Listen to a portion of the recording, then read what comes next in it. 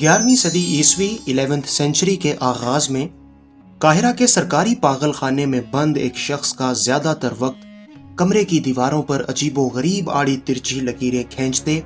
اور کھڑکی سے سورج اور چاند کی روشنی کا مشاہدہ کرتے گزرتا تھا۔ ایک روز اس نے کھڑکی کے ایک چھوٹے سے سوراخ سے کمرے کے اندر آنے والی روشنی کے ایک عجیب پہلو کا مشاہدہ کیا، جس کی بنیاد پر اس شخص نے روشنی اور اس کی خصوصیات پر ایسی کتاب لکھی جو آج فزکس کی ایک بہت بڑی اور اہم شاخ ماڈرن آپٹکس کی بنیاد مانی جاتی ہے۔ ایسی شاندار سائنسی کتاب لکھنے والا یہ شخص کون تھا؟ وہ پاگل خانے میں کیا کر رہا تھا؟ اور اس کی کتاب میں ایسا کیا تھا کہ 1000 سال گزرنے کے بعد بھی فزکس کے ماہرین اس کی اہمیت کو تسلیم کرتے ہیں؟ آج کی اس ویڈیو میں ہم آپ کو یہی سب دکھانے جا رہے ہیں۔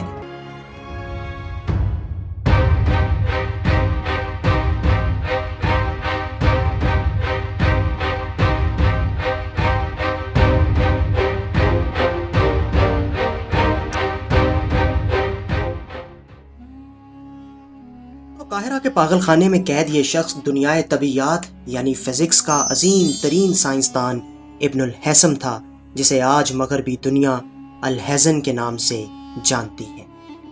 ابن الہیثم کا پورا نام ابو علی حسن بن حسین بن ہیثم تھا۔ یہ ایک عرب مسلمان تھا جو 965 عیسوی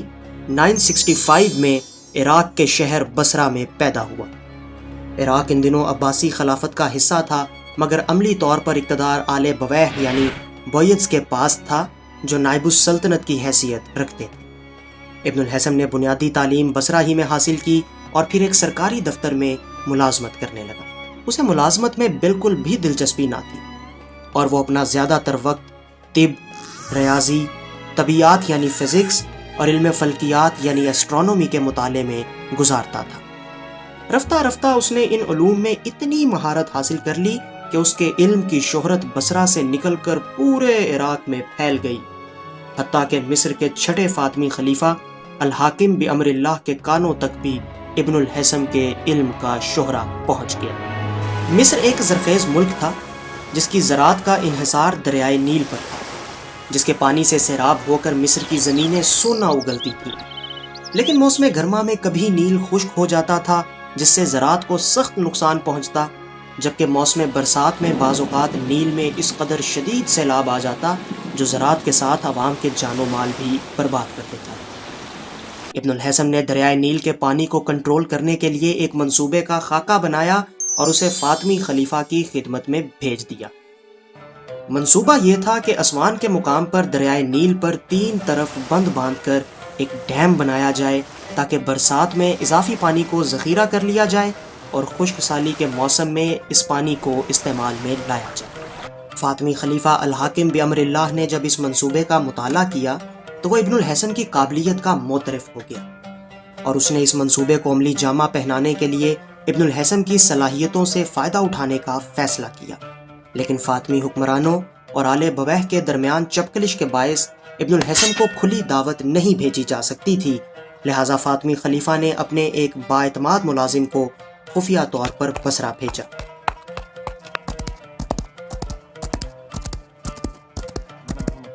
اس نے ابن الہیثم کو شاہی دعوت نامے کے ساتھ سفری اخراجات کے لیے خطیر رقم پیش کی۔ ابن الہیثم تو جیسے اسی کے انتظار میں تھا۔ دعوت نامہ پاتے ہی وہ فوراً مصر روانہ ہو گیا۔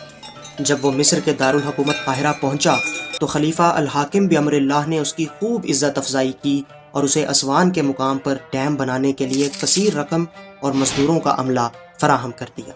ابن الہیثم نے اسوان کے مقام اور دریائے نیل کا مکمل سروے کیا، لیکن اس نے جلد ہی بھانپ لیا کہ یہ کام بہت بڑا ہے اور دستیاب وسائل کے ساتھ اسے انجام دینا ناممکن ہے۔ اب اس کے پاس 2 راستے تھے، ایک تو یہ کہ وہ کام شروع کروا دیتا اور سالہ سال کے لیے اس منصوبے کے انجینئر اور نگران کے پرشکوہ عہدے کے مزے لوٹتا، لیکن اس طرح کثیر سرمایہ ضائع ہو جاتا کیونکہ اس منصوبے کو بالآخر ناکام ہو جانا تھا۔ دوسرا راستہ یہ تھا کہ وہ خلیفہ کے سامنے اپنے تجویز کردہ منصوبے کی ناکامی کا اعتراف کر لیتا، لہٰذا ابن الہیثم نے دیانتداری اور سچائی کا راستہ اپناتے ہوئے ایک روز خلیفہ کے دربار میں حاضر ہو کر اپنی ناکامی کا اعتراف کر لیا۔ خلیفہ نے اس منصوبے سے بہت امیدیں لگائی ہوئی تھیں جو ابن الحسم کے اعتراف کے ساتھ ہی چکنا چور ہو گئیں۔ خلیفہ الحاکم بامر اللہ نے اس وقت تو ابن الحسم کو کچھ نہ کہا،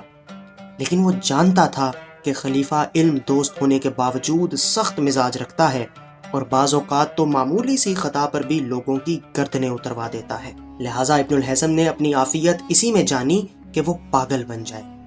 اس نے خود پر مصنوعی دیوانگی طاری کر لی، جس پر خلیفہ نے اس کی تمام کتابیں اور آلات شاہی توشہ خانے میں جمع کرا لیے اور ابن الحسم کو سرکاری پاگل خانے میں بھجوا دیا۔ یوں اپنے علم اور قابلیت کی بنیاد پر حیران کن کارنامہ سر انجام دینے کا خواب آنکھوں میں سجا کر بصرہ سے مصر آنے والا ابن الحسم اپنی دیانت اور سچائی کی بدولت پاگل بن کر نظر بند ہونے پر مجبور ہو گیا۔ لیکن دریائے نیل پر اسوان کے مقام پر ڈیم بنا کر مصر کو خوشحال اور سرسبز و شاداب بنانے کا جو خواب ابن الحسم نے 996 میں دیکھا تھا، وہ خواب تقریباً 1000 سال بعد 20ویں صدی میں شرمندہ تعبیر ہوا۔ 9 جنوری 1960 کو مصر کے حکمران جمال عبد الناصر نے ابن الحسم ہی کے تجویز کردہ مقام اسوان پر ڈیم کا سنگ بنیاد رکھا اور 10 سال کی مسلسل محنت کے بعد بالآخر 21 جولائی 1970 کو یہ اسوان ڈیم مکمل ہوا، جو آج مصر کی ترقی و خوشحالی میں اپنا کردار ادا کر رہا ہے۔ دوستو، کسی پاگل خانے میں نظر بند ہو کر رہنا کوئی آسان کام نہیں،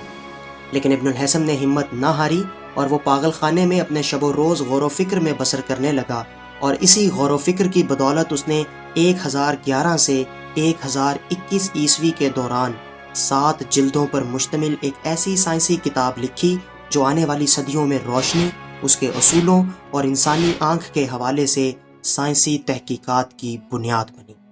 اس شاندار سائنسی تصنیف کا نام کتاب المناظر یعنی بک آف آپٹکس تھا، اور اسے ماڈرن آپٹکس پر دنیا کی پہلی جامع کتاب تسلیم کیا جاتا ہے، جو 13ویں صدی عیسوی میں لاطینی زبان میں ترجمہ ہوئی اور یورپ کی یونیورسٹیوں میں بطور نصاب پڑھائی جاتی رہی۔ 1021 عیسوی میں فاطمی خلیفہ الحاکم بامر اللہ نے وفات پائی تو ابن الحسم نے اپنی اس دیوانگی کا لبادہ اتار پھینکا اور اسے پاگل خانے سے رہائی نصیب ہوئی۔ فاطمی خلافت میں قاہرہ میں عالم اسلام کی مشہور یونیورسٹی جامعۃ الازہر قائم ہو چکی تھی۔ ابن الحسم نے اس یونیورسٹی میں ایک کمرہ اپنے رہنے کے لیے منتخب کیا اور یہاں کی خاموش فضا میں اس نے اپنی سائنسی تحقیقات اور تجربات کا آغاز کیا، جن کی بدولت اسے نامور سائنسدانوں کی صف اول میں جگہ ملی۔ ابن الحسم اب درباری زندگی سے دل برداشتہ ہو چکا تھا، لہٰذا اس نے بطور معلم امراء کے بچوں کو پڑھانا شروع کر دیا۔ اس کے علاوہ وہ یونانی اسکالرز کی ریاضی اور علم فلکیات کی 3 مشہور کتابوں اقلیدس، متوسطات اور مجستی کی اپنے ہاتھوں سے سال میں 1 بار کتابت کرتا۔ اقلیدس جیومیٹری یا علم ہندسہ کی کتاب ہے، جس کا مصنف یونانی ریاضی دان اقلیدس یعنی یوکلڈ تھا، اور مجستی، جسے انگریزی میں المجسٹ کہا جاتا ہے، یونانی ماہر فلکیات بطلیموس یعنی ٹالمی کی تصنیف ہے۔ شائقین علم یہ کتابیں اس سے 50 مصری دینار فی کتاب کے حساب سے خرید لیتے، اور یوں ابن الحسم کے پاس 150 دینار آ جاتے، جو اس کے سال بھر کے اخراجات کے لیے کافی ہوتے۔ دوستو، ابن الحسم علم طب سے بھی بخوبی واقف تھا، اور اس نے طب کی باقاعدہ تعلیم بھی حاصل کر رکھی تھی، لیکن وہ علم طبیعیات یعنی فزکس میں تحقیقات کا اس قدر دل دادا تھا کہ اس نے کسی اور کام کی طرف توجہ نہ دی۔ 1021 عیسوی میں پاگل خانے سے نکلنے کے بعد اپنی آخری سانس تک اس نے یہ ساری مدت سائنسی تحقیقات میں صرف کر دی، اور اس کی انہی سائنسی خدمات کے پیش نظر اسے بطلیموس ثانی یعنی سیکنڈ ٹالمی اور بابائے بصریات یعنی فادر آف آپٹکس کے خطابات دیے گئے۔ مشہور طبیعیات دان جان بیکم، ریاضی، فزکس، آپٹکس اور فلکیات کے ماہر انگریز سائنسدان راجر بیکن اور جان کیپلر جیسے ریاضی اور فلکیات کے ماہر جرمن سائنسدانوں نے ابن الحسم کے کام سے خوب استفادہ کیا۔ دوستو، ابن الحسم کی تصنیف کتاب المناظر میں کون کون سے موضوعات شامل تھے؟ اس نے صدیوں سے درست مانے جانے والے یونانی اسکالرز کے نظریات کو کیسے غلط ثابت کیا؟ انسانی آنکھ کے متعلق اس نے کیا تشریحات پیش کی، اور کس طرح اس نے 1000 سال پہلے کیمرے کے کام کرنے کا اصول پیش کیا؟ یہ سب ہم آپ کو بتائیں گے نامور مسلم سائنسدان ابن الحسم کے دوسرے اور آخری حصے میں۔